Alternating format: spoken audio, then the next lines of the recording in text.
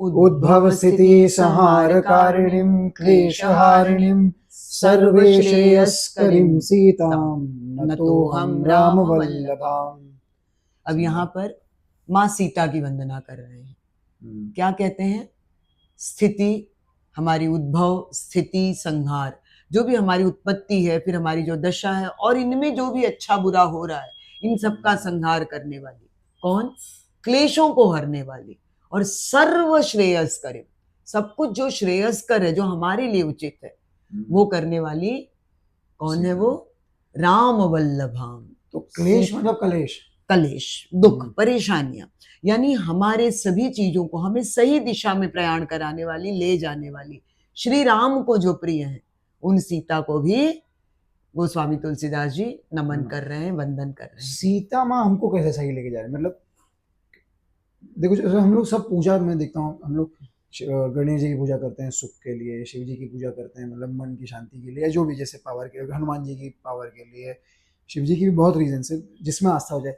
लेकिन सीता माता की कोई पूजा बिना राम भगवान के तो नहीं करता ना, मतलब तो इसलिए तो राम वल्लभम कह रहे हैं गोस्वामी तुलसीदास जी, राम को प्रिय जो है।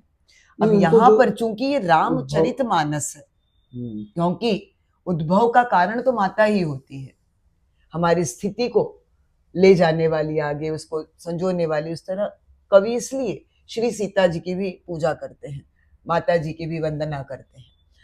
हम जो अपने मानवीय परिप्रेक्ष्य में देख रहे हैं, हम सोच रहे हैं कि माँ की वंदना क्यों नहीं करते, लेकिन लोग शक्ति की उपासना तो करते हैं।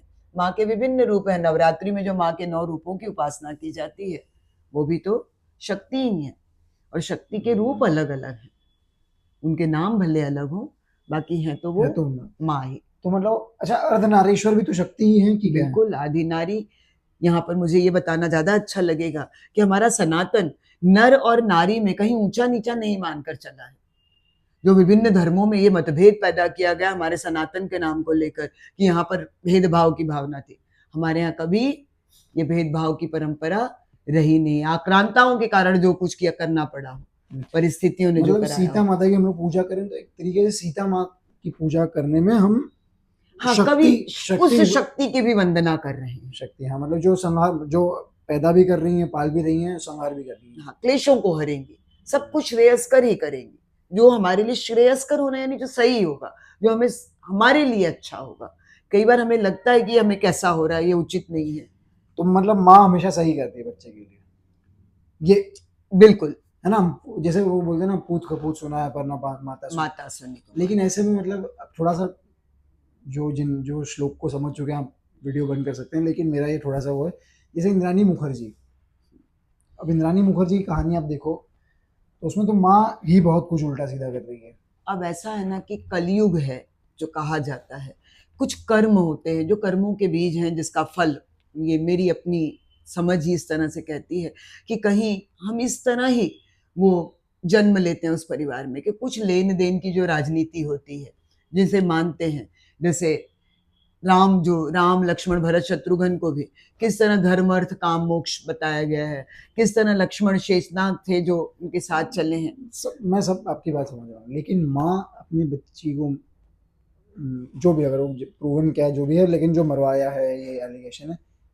अब तो अगर कल्याणी मुखर्जी की बात पर जाते हैं, इंद्राणी मुखर्जी, हाँ सॉरी इंद्राणी मुखर्जी, तो उनके साथ भी बुराई हुआ था, तो जस्टिफाई हो गया? नहीं, जस्टिफाई नहीं हुआ, लेकिन कई बार क्या होता है, जैसे हमने कहा ना कि वो शक्ति को उन्होंने समझा ही उसी रूप में है, शायद उन्होंने उस शक्ति के उस स्वरूप को, माँ के उस भाव को, तो आपका जस्टिफाई कर रही होगी जो वो सही, मतलब जो किया सही किया। नहीं बेटा, जस्टिफिकेशन तो नहीं कहूंगी, लेकिन मैं ये कहूंगी कि यहाँ हमें अपने विवेक को जागृत रखना है कि जो मेरे साथ गलत हुआ तो मैं भी उसी गलत को ना आगे बढ़ाऊं।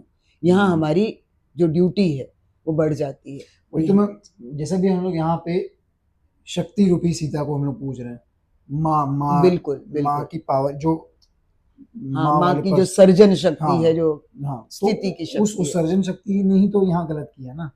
अब ये शायद इसी को कलयुग कहा जाए कि जहां पर हम अपने कर्तव्य से विहीन हो जाते हैं या उसका बोध नहीं हम कर पा रहे हों, तो हमें इसी में बहुत ध्यान रखना होगा। यही धर्म हमें इसीलिए कहा जाता है धर्मो रक्षति रक्षिता। जब हम धर्म को मानेंगे, धर्म की रक्षा करेंगे, तो धर्म हमारी रक्षा करेगा। अब जैसे देखो, बोलते हैं ना, क्योंकि सास भी कभी बहू थी, जैसे वो जो एंगल है, क्योंकि सास भी कभी बहू थी, जो सास है अभी वो बहू थी, उसने तब सहा, तो अब वो बहू अपने बहू को जरूरी नहीं कि परेशान हमेशा सास ऐसा ही करे। हाँ नहीं ऐसा, ये तो वही लोगों ने मापदंड ऐसा बना लिया है। क्या होता है, नेगेटिव अट्रैक्ट्स मोर। पानी भी जैसे नीचे ज्यादा गिर जाता है, ऊपर आप लाने का प्रयास करना होता है। दादी ने आपको, मतलब आपकी सास ने आपको परेशान किया है? मैं ये कहूंगी परिस्थितियां जैसी थी वैसा उन्होंने किया, आप जैसे जैसे बदलती गई वैसे वैसे उनका व्यवहार भी बदला है। आप करोगी बहू को परेशान अपने? बिल्कुल नहीं, मेरी सास तो मुझे बहुत प्रेम करती है, मैं भी करूंगी। फिर सीता माँ शक्ति की उपासना कर रहे हैं तो संभाल।